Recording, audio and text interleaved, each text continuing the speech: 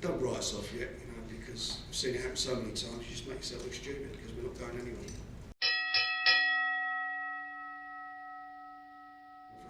And as I say, you'll see tomorrow Box Nation's turning a big corner.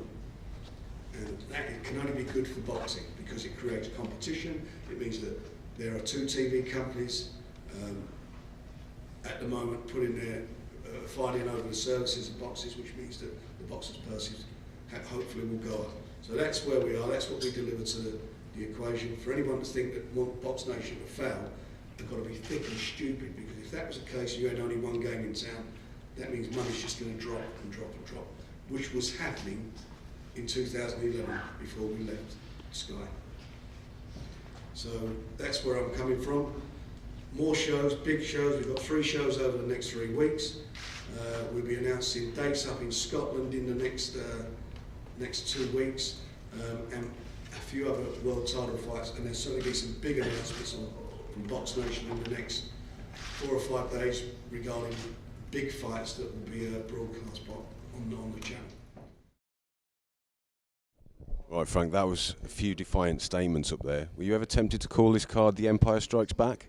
No, I just think it is what it is. We, as always, Sam, we always deliver for our fighters and always ensure that we can do the best we can for him, and that's what we've done with Nathan, with Derek and Liam and all the other guys on the card. It's unfortunate the show got postponed, but we didn't think at that stage it would be fair to go ahead with Nathan being injured and also at the time Vasquez being injured.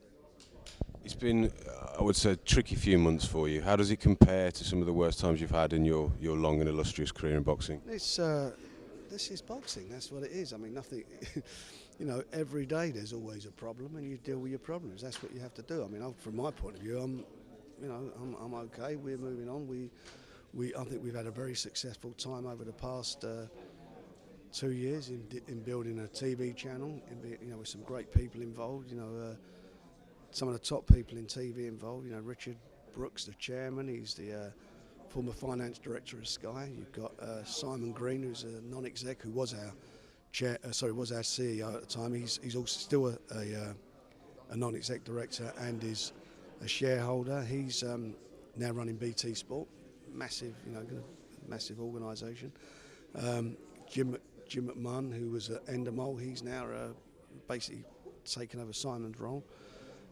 We've got an excellent team, and people like Jim Rosenthal, John Rawlings, Bunsey, all the guys. They've been Steve Lillis. They've all been fabulous and all pulled together, and they believe in it, and as I do. And that's been the success story that's been overlooked in everything that's been going on over the past year or so. It's the toughest economic climate in the world, and we deliver some of the best shows from around the world on our channel, plus some great shows in the UK. Speaking about Nathan Cleverly, there's almost a sense now that it's starting to the big fight is just around the corner. What is it about? What is it about Bernard Hopkins that can make good fighters look ordinary? And is there a concern about putting him in with Nathan Cleverly? Not at all. I think Bernard Hopkins has got a great philosophy and living style. He keeps himself in condition that most young boxers should look at and copy. That's the key to his success. He fights at his pace. He controls fights at his pace, and there are ways to beat him. And Joe Calzaghe showed that. And Joe Calzaghe, if it wouldn't have been for the referee's intervention, I think it was about in the 8th round when he said he got hit with a low blow. I think the referee may have stopped the fight in that round. And I think Nathan and I talked about this a lot, and his dad, Vince, his trainer, and I know what the key is to beat Bernard Hopkins. It's work rate, work rate. Speed and work rate. And he likes to control the fight, and he gets in sometimes in guys' heads, and he basically psychs them out of it. And he's fabulous physical. The way he keeps himself, in shape and so forth, gets him through it. He's pretty much of a legend to be doing what he's doing. But I think that Nathan has the beating of him. And I wouldn't be making the fight if I didn't think so. And I think whether that fight takes place in the UK or if it takes place in the States. But before that, he's got his hands full with Krasniqi, who's no slouch. That's a tough fight for Nathan. Yeah, definitely. Moving on to Derek Chisora, is it good? Is it good to have him back in British boxing and fighting under a British licence again? Well, it is. I'm glad he's got his licence back. I mean, he was involved in the most exciting heavyweight fight I've seen for a number of years last year against David Hay. He had a great fight against Klitschko. He had a great fight against Hellenius. I'm pleased he's got his licence back, and I'm hoping he's going to be challenging for, maybe challenging for a British title on his way to fighting for a world title again. How far do you think he can go? Do you think it's realistic that he can get? He's proved himself to be world class. I was out in Helsinki when he lost, but it was a blatant robbery. He's proved himself to be world class. Where do you think he belongs?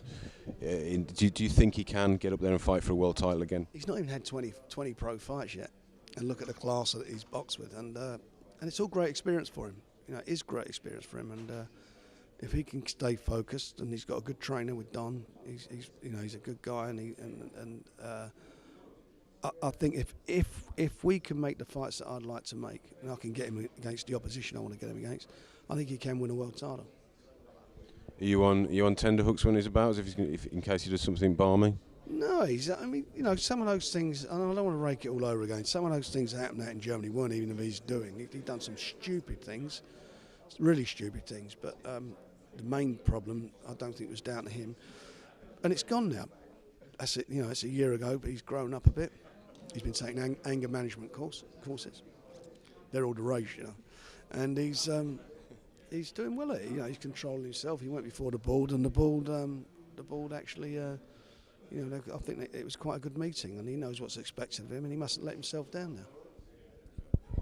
Was there ever any? I mean, with it being Nathan Cleverly topping the bill, was there any temptation to move it to Wales, or would logistics not allow that? To be quite honest, there was at one time, but as you just said, logistically it didn't make sense, and we've actually not had a lot of applications for people who wanted to give their tickets back. So we've got a lot of tickets sold. I think we're up to we had about 8,500 sold, and I think we're something like 7. So it's great, and we've got over a month to go. Get involved with all the best boxing banter at our forum, and that's forum.boxingnewsonline.net.